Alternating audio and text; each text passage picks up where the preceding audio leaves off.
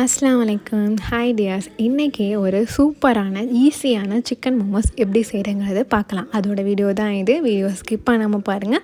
And video பார்க்கறது முன்னாடி நம்ம சேனலை சப்ஸ்கிரைப் பண்ணாமல் இருந்தீங்க அப்படின்னா மறக்காமல் சப்ஸ்கிரைப் பண்ணிடுங்க. வாங்க வீடியோக்குள்ளே போகலாம். சிக்கன் மேரினேட் பண்ணிடலாம். சிக்கன் மேரினேட்டுக்கு நான் ஒரு 150 கிராம் வந்து சிக்கன் அந்த மாதிரி குட்டி குட்டியாக கட் பண்ணி எடுத்திருக்கேன். இது கூட வந்து தேவையான அளவு உப்பு, மஞ்சள்தூள், மிளகாய்த்தூள் அண்ட் கலர் கொடுக்கறதுக்கு எக்ஸ்ட்ரா வந்துட்டு Kashmir red chilli powder add பண்ணியிருக்கேன். அண்ட் வந்து கரம் மசாலா. இதோட மெஷர்மெண்ட் எல்லாமே நான் டிஸ்கிரிப்ஷனில் கொடுக்குறேன், நீங்கள் செக் பண்ணி பார்த்துக்குங்க.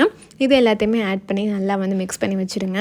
நீங்கள் கர்ட் உங்களுக்கு பிடிக்கும் அப்படின்னா கூட நீங்கள் கர்ட் கூட சேர்த்துக்கலாம். பட் நான் கர்ட் சேர்க்காமலே நல்லா சூப்பராக இருந்துச்சு. இந்த மேரினேட் பண்ண சிக்கனை வந்து ஒரு 1/2 hour வந்து வெளியிலே வச்சுருங்க, ஃப்ரிட்ஜில் வைக்க வேணாம். அதுக்கப்புறம் எப்படி வந்து மோமோஸ்க்கு மாவு தயாரிக்கிறதுன்னு பார்க்கலாம். இதுக்கு ஒரு க்ளீனான பவுலில் வந்துட்டு ஒரு கப் மைதா மாவு எடுத்திருக்கேன். இது வந்து 8 to 9 மோமோஸ் நமக்கு கிடைக்கும் இதில்.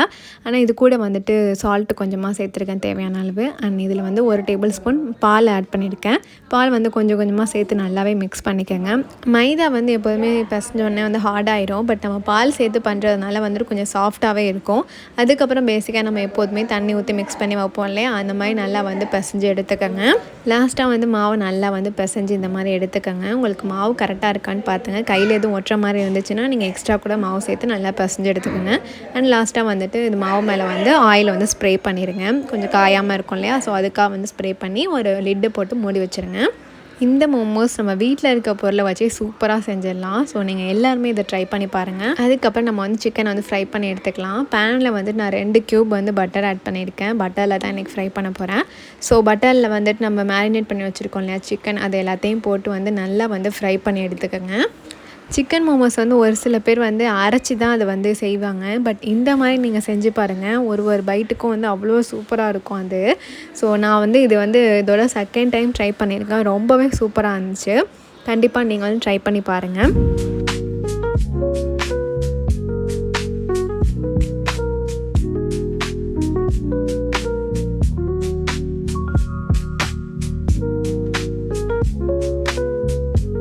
சிக்கன் வந்து 7 minutes தான் குக் ஆகணும். அதுக்கு மேலே குக் ஆனால் அது ரொம்பவே ஹார்டாகிடும். இப்போது இதில் வந்து ஒரு பச்சை மிளகா அண்ட் வந்துட்டு மல்லிக்கீரை இது வந்து நான் கட் பண்ணி வச்சுருக்கேன். ஸோ அதை வந்து அதையும் சேர்த்து ஆட் பண்ணிக்கிறேன். அதையும் சேர்த்து ஆட் பண்ணி நல்லா வந்து மிக்ஸ் பண்ணிடுங்க. மிக்ஸ் பண்ண பிறகு ரொம்ப நேரம் நீங்கள் வந்து வதக்க வேண்டாம். ஒரு 2 or 3 minutes வந்து வதக்கிட்டு அதோட வந்து ஸ்டவ் ஆஃப் பண்ணிடுங்க. இந்த சிக்கனை அப்படியே ரெடி பண்ணி சைடில் வச்சுருங்க. அதுக்கப்புறம் மோமோஸ்க்கு எப்படி ஸ்டஃப் பண்ணுறதுங்கிறத பார்த்துடலாம். மோமோஸ் ஸ்டஃபிங்க்கு எப்போதுமே மாவு வந்து கொஞ்சம் கம்மியாக தான் நம்ம எடுத்து வந்து உருண்டை பிடிக்கணும். ஏன்னா வந்துட்டு நம்ம நிறையா எடுக்க வேணாம். நிறையா எடுத்தோம் அப்படின்னா நம்ம வளர்க்கும் போது என்ன ஆயிரும்னா ரொம்ப பெருசாக கிடைக்கும். நம்ம நடுப்புறம் சென்டரில் ஸ்டஃப் பண்ணிவிட்டு அதை நம்ம மடக்கி நம்ம வந்து வச்சோம் அப்படின்னா ரொம்பவே திக்காக ஹார்டாக இருக்க மாதிரி ஆயிரும். அதனால் வந்துட்டு எப்போவுமே சின்னதாகவே எடுத்து நீங்கள் வந்து ரவுண்ட் பண்ணிக்கோங்க. எனக்கு இதில் வந்துட்டு ஒரு 8 pieces வந்து கிடச்சிச்சு. அண்ட் மோமோஸ்க்கு வளர்க்கும் போது நல்லா தின்னாகவே வளர்த்துருங்க. ரொம்ப ஹார்டாக வளர்த்தோம் அப்படின்னா வேக வச்சு எடுக்கும் போது ரொம்ப அழுத்தமாக இருக்கும். சாப்பிட்றதுக்கு கொஞ்சம் நல்லா இருக்காது. அந்த அளவுக்கு இந்த மாதிரி மாவு வந்து கொஞ்சம் குட்டியாக வளர்த்ததுக்கப்புறம் நம்ம ரெடி பண்ணி வச்சுருக்கேன் அந்த சிக்கனை வந்து நம்ம ஆட் பண்ணிக்கலாம். அண்ட் இதில் வந்துட்டு என்கிட்ட வந்து அன்றைக்கி வந்து மொசரோலா சீஸ் இருந்துச்சு. ஸோ நான் அதை வந்து ஆட் பண்ணியிருந்தேன். டேஸ்ட் ரொம்ப நல்லா தான் இருந்துச்சு. உங்கள்கிட்ட இல்லைன்னா பிரச்சனை இல்லை, அதை நீங்கள் ஸ்கிப் பண்ணிடலாம். வெறும் சிக்கன் மட்டுமே வச்சு சாப்பிடுங்க, சூப்பராக இருக்கும். ஸோ நான் அதை வச்சு ஸ்டஃப் பண்ணியிருந்தேன். உங்களுக்கு எப்படி மடக்க தோணுதோ நீங்கள் அப்படி மடக்கிக்கோங்க. ஏன்னா மோமோஸ் மாதிரியே தான் மடக்கி சாப்பிடணும்னு கிடையாது. ஏன்னா அது நம்ம தானே வீட்டில் செஞ்சு சாப்பிட்றோம். ஸோ நீங்கள் உங்களுக்கு எது ஈஸியாக இருக்கோ அந்த மாதிரியே நீங்கள் வந்து இதை மடக்கிக்கலாம். அப்புறம் எனக்கு இதில் 8 pieces கிடச்சிச்சு. இப்போ இதை வந்து நம்ம ஸ்டீம் பண்ணி எடுத்துக்கலாம். என்கிட்ட வந்து ஸ்டீமர் இருந்துச்சு. ஸோ அதனால் நான் வந்து ஸ்டீமரில் வச்சு நான் வேக வச்சு எடுத்துக்கிட்டேன். உங்கள்கிட்ட இல்லைனாலும் பிரச்சனை இல்லை. இட்லி சட்டியில் நீங்கள் அழகாக வந்து வேக வச்சு எடுத்துக்கோங்க.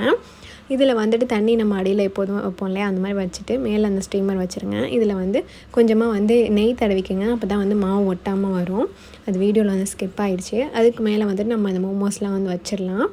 ஒரு கம்மியாகவே நீங்கள் வைங்க, இல்லைனா ஒன்றோட ஒன்று ஒட்டிக்கிற மாதிரி இருக்கும். ஸோ ஒரு 4 மோமோஸ் 5 மோமோஸ் வச்சு நீங்கள் வந்து வேக வச்சு எடுத்துக்கலாம். அந்த மாதிரி ஸ்டீமரில் வைக்கும் போது இட்லி சட்டியாக தான் நம்ம அந்த இதுக்கு தகுந்த மாதிரி நம்ம வச்சுக்கலாம். ஃபைனலாக வந்து மோமோஸ் எல்லாம் சூப்பராக வந்து பக்கா வெந்து வந்துடுச்சு. இதுக்கு நான் வந்து கெச்சப்லாம் பண்ணலை. வீட்டில் இருந்த டொமேட்டோ கெச்சப் தான் வச்சு நான் சாப்பிட்டு பார்த்தேன். ரொம்பவே சூப்பராக இருந்துச்சு. கண்டிப்பாக நீங்களும் உங்கள் வீட்டு பிள்ளைங்களுக்கு வீட்டிலே வந்து சூப்பராக செஞ்சு கொடுங்க. வீடியோ பிடிச்சா லைக் பண்ணுங்கள், ஷேர் பண்ணுங்கள். தேங்க்யூ ஃபார் வாட்சிங்.